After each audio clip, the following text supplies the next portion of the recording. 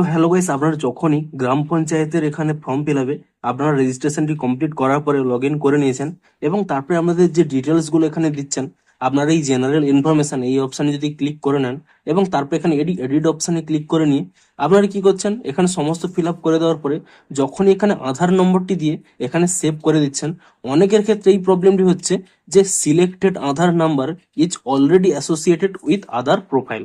তো আপনাদের এই প্রবলেমটি কেন হচ্ছে কিংবা এই মুহূর্তে আপনাদের কি করণীয় রয়েছে সেটাই জানাবো আজকের এই ভিডিওটিতে। তাই জন্য কিন্তু পুরো ভিডিওটি অবশ্যই দেখতে থাকুন। তো তার আগে ভিডিওটিকে অবশ্যই একটি লাইক করে দিন এবং এই চ্যানেলে যদি আজই নতুন এসে থাকেন এখনই চ্যানেলটিকে সাবস্ক্রাইব করে রাখুন এরকম নতুন নতুন ভিডিও দেখার জন্য। তো সিম্পলি দেখুন এই প্রবলেমটি কেন হয়। দেখুন, আপনাদের অনেকেরই 2024 সালে কিন্তু আপনারা রেজিস্ট্রেশনটি করেছিলেন, কিন্তু সেই সময় আপনারা হয়তো অন্য কোনো মোবাইল কিংবা অন্য কোনো ইমেল অ্যাড্রেস ইউজ করেছিলেন। সেই সময় হয়তো আপনাদের মোবাইল নাম্বার ছিল না কিংবা ইমেল ছিল না, আপনারা অন্য কারোর মোবাইল নাম্বার কিংবা ইমেল ইউজ করেছিলেন, কিংবা আপনারই হয়তো পুরনো কোনো ইমেল অ্যাড্রেস কিংবা মোবাইল নাম্বার ইউজ করেছিলেন এবং আপনারা এই 2026 সালে আবার কিন্তু নতুন ভাবে রেজিস্ট্রেশনটি কমপ্লিট করেছেন এবং তারপরে আপনারা যখনই প্রোফাইল এডিট অপশনে এসে এখানে আধার নম্বরটি দিয়ে সেভ করতে এসেছেন, এখানে কিন্তু এই পপ আপটি শো করছে। কারণ কি, এখানে দেখুন স্পষ্টই বলা রয়েছে Aadhaar number is already associated with other profile. অর্থাৎ আপনারা 2024 সালে যে রেজিস্ট্রেশনটি করেছিলেন সেখানে আপনারা কিন্তু আপনাদের আধার নাম্বারটি কিন্তু দিয়েছিলেন এবং তাই জন্যই কোনো কিন্তু নতুন জায়গায় আপনারা কিন্তু সেই আধার নম্বরটি কিন্তু আর ইউজ করতে পারবেন না, যেহেতু ডুপ্লিকেট হয়ে যাবে তাই জন্য। তো আপনাদের এই মুহূর্তে কি করণীয়, আপনারা সিম্পলি কি করবেন, এখান থেকে ব্যাক করে নেবেন। আপনাদের দেখিয়ে দিচ্ছি, এখান থেকে প্রথমে ক্রস করে নেবেন। তারপরে কি করবেন, আপনারা এই প্রোফাইল অপশানে এখানে ক্লিক করে নিয়ে এখানে কিন্তু প্রথমে লগ আউট করে নেবেন এবং তারপরে দেখুন আপনারা এখানে লগ ইন পেজে চলে আসবেন। এই প্রোফাইল অপশানে ক্লিক করে নিয়ে ক্যান্ডিডেট লগ ইন এই অপশানে ক্লিক করে নেবেন। এবারে দেখুন আপনারা কিন্তু মনে করার চেষ্টা করুন যে সেই সময় আপনাদের কি মোবাইল নাম্বারটি ছিল এবং পাসওয়ার্ডটি কি ছিল। যদি আপনাদের পাসওয়ার্ডটিও না মনে থাকে আপনারা কিন্তু এখান থেকে রিসেট পাসওয়ার্ড করে নেবেন। তার জন্য কি করবেন, এখানে এই ফরগট পাসওয়ার্ড এই অপশানে ক্লিক করে নেবেন। তাহলে দেখুন আপনারা কিন্তু সেই পুরনো মোবাইল নাম্বারটি এখানে দিয়ে দেবেন এবং আপনারা যে নতুন পাসওয়ার্ডটি ক্রিয়েট করতে এসেছেন সেই পাসওয়ার্ডটি এখানে দিয়ে দেবেন।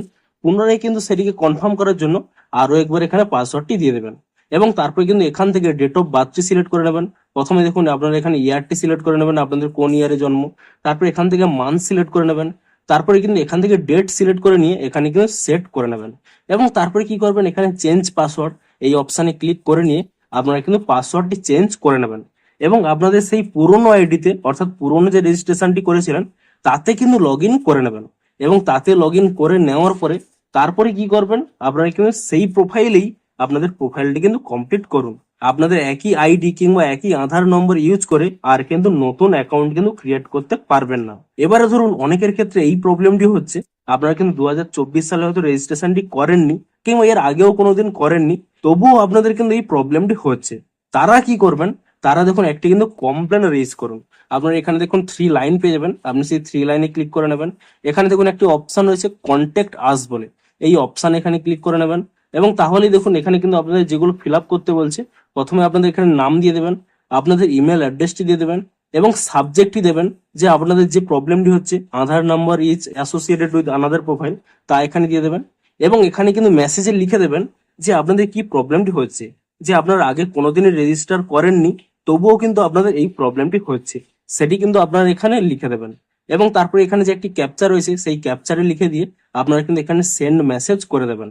তাহলে কি হবে, আপনাদের কিন্তু এখানে এই রিকোয়েস্টটি তাদের কাছে কিন্তু পৌঁছে যাবে এবং আপনাদের সাথে তারা কিন্তু ইমেলের মাধ্যমে কন্ট্যাক্ট করবে যে আপনাদের কি প্রয়োজনীয়, আপনাদের কি করা উচিত। তাহলে কিন্তু তারা তা কন্ট্যাক্ট করে নেবে। তো মূলত এই দুটি কারণেই আপনাদের এই প্রবলেমটি হয়ে থাকে। আপনারা কিন্তু এই স্টেপগুলো ফলো করুন। তো ভিডিওটি যদি একটু হেল্পফুল বলে মনে হয় অবশ্যই একটি লাইক করে দিন। দেখা হচ্ছে আরো কোনো ইন্টারেস্টিং ভিডিওর সাথে। Thanks for watching.